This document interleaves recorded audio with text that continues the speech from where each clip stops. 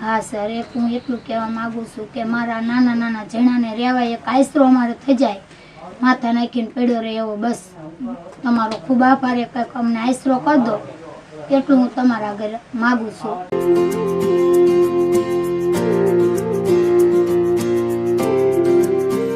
નમસ્કાર દર્શક મિત્રો, હું છું કાંજીભાઈ મહારાજ અને આજે અમે જીવ મૈત્રી યુટ્યુબ સેવાના માધ્યમ દ્વારા અમદાવાદ જિલ્લાના ધંધુકા તાલુકાના મોટા ત્રાળિયા ગામમાં આવ્યા છીએ કે જ્યાં એક જરૂરિયાતમંદ પરિવાર વસે છે.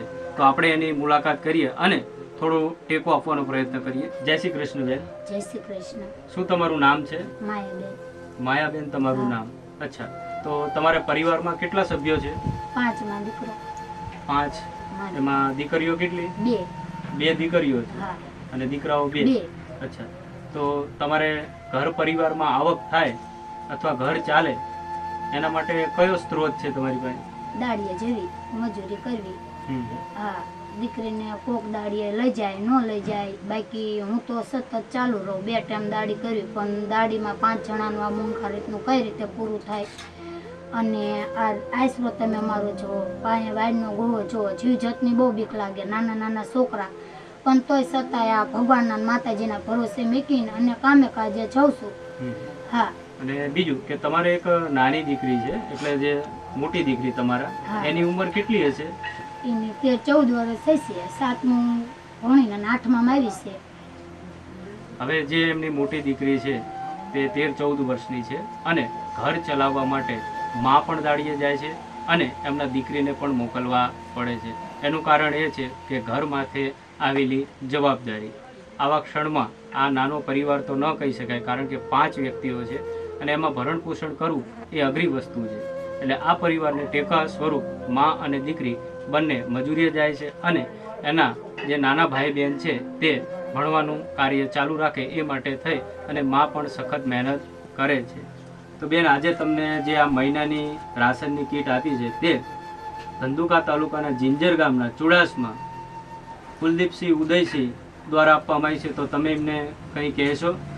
હા, ભગવાન એમના બાળ બચ્ચાને એમને બધાને સુખી રાખે, ચાજુ આપે અને ખૂબ એમનો આભાર. સરસ.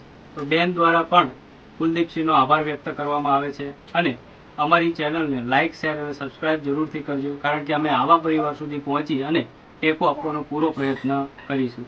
જય શ્રી કૃષ્ણ, જય માતાજી.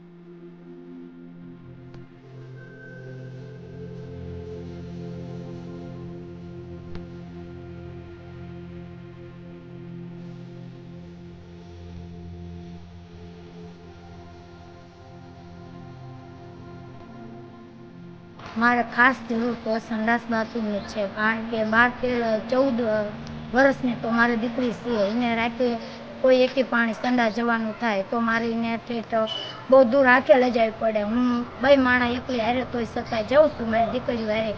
તો એક જો આ એક મને ટોયલેટ બાથરૂમની કરી દો તો તમારો ખૂબ આભાર.